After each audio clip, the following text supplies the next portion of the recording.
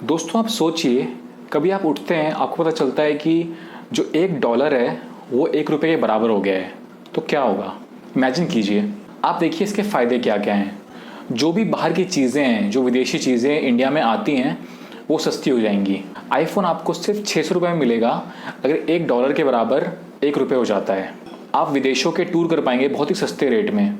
India सबसे ज़्यादा import करवाता है पेट्रोल, और अगर पेट्रोल का रेट कम हो जाएगा तो क्या होगा कि बाकी चीज़ों का भी रेट अपने आप कम होगा, बिकॉज ट्रैवलिंग का खर्चा बचेगा, आने जाने का रेट कम होगा, और साथ साथ जो प्रोडक्ट्स हैं उनका रेट भी कम होगा। मतलब एक तरह से आप देखें तो इंपोर्ट जो है वो बढ़ जाएगा। बाहर की चीज़ों के रेट कम होंगे तो बाहर से इंपोर्ट भी ज़्यादा करा जाएगा। सो मतलब ये सब फायदे होंगे। अब बात करते हैं ये घाटा क्या होगा। जो हमारे देश की चीज़ें हम बाहर एक्सपोर्ट करते हैं, बाहर भेजते हैं, वो एक तरह से बंद हो जाएंगी, क्योंकि जो बाहर के देश हैं वो हमारे देश से एक्सपोर्ट क्यों कर रहे हैं? क्योंकि उनको यहाँ पर चीज़ सस्ती मिलती है, और जब वो देखेंगे कि हाँ इंडिया में भी उनको चीज़ें महंगी मिल रही हैं तो वो यहाँ से एक्सपोर्ट करना बंद कर देंगे। अब बाहर के देश हमारी चीज़ों को नहीं खरीदेंगे तो मान लेते हैं कि हम लोग भी उनकी चीज़ों को नहीं खरीदते, हम लोग भी वहाँ से इंपोर्ट नहीं करवाते, तो क्या होगा? इसका कुछ फ़ायदा नहीं होगा। अगली दिक्कत आती है फॉरेन इन्वेस्टमेंट की।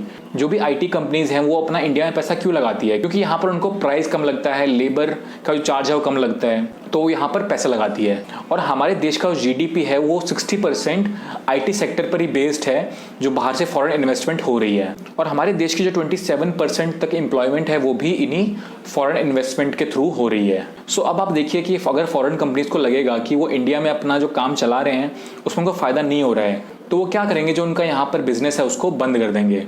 अगर वो अपने बिजनेस को बंद करते हैं तो यहाँ पर जो एम्प्लॉयड पर्सन्स हैं उनकी जॉब भी जाएगी, वो सब हो जाएंगे अनएम्प्लॉयड। बिकॉज आप मान लीजिए किसी की सैलरी थी $75,000, अब वो हो गई $75,000। तो फॉरेन कंपनी सोचेगी $75,000 जो वो यहाँ पर लगाएंगे, उससे अच्छा है कि वो अपने देश का कोई एम्प्लॉय हायर कर ले और उनको जॉब दे दे, क्योंकि उनको यहाँ पर कोई फायदा ही नहीं होगा। वो एक बहुत ही बड़ा नुकसान होगा इंडिया को। अगली जो दिक्कत आएगी वो आएगी टूरिज्म पर। जो बाहर के देश के लोग इंडिया घूमने आते हैं वो नहीं घूमने आएंगे, बिकॉज इंडिया वो घूमने क्यों आते हैं? बिकॉज उनको लगता है कि यहाँ पर जो है उनके पैसे कम लगते हैं, बिकॉज उनका जो यहाँ पर खर्चा कम होता था पहले घूमने का वो बढ़ जाएगा, तो वो इंडिया घूमने नहीं आएंगे।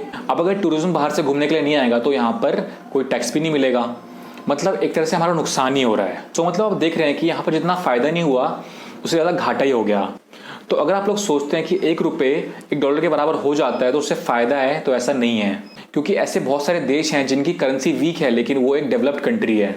जैसे आप एग्जाम्पल लीजिए जापान का। जापान की जो करेंसी है वो इंडिया के मुकाबले वीक है, लेकिन जापान एक बहुत ही डेवलप्ड कंट्री है। तो कोई भी कंट्री डेवलप्ड है या नहीं ये इस बात पर डिपेंड नहीं करती कि उसकी करेंसी कितनी वीक है, कितनी पावरफुल है। सो दोस्तों आशा करता हूँ कि आप लोगों को वीडियो देख के अच्छा लगा होगा और कुछ नॉलेज आपको मिली होगी। सो प्लीज़ कमेंट में बताइएगा कि आपको वीडियो कैसा लगा, और अगर आप इसी तरह की और वीडियोस चाहते हैं तो प्लीज़ कमेंट कीजिए, मैं आपके लिए और ऐसी वीडियोस लेकर आऊँगा। तो मिलता हूँ आपसे अगली वीडियो में, तब तक के लिए बाय।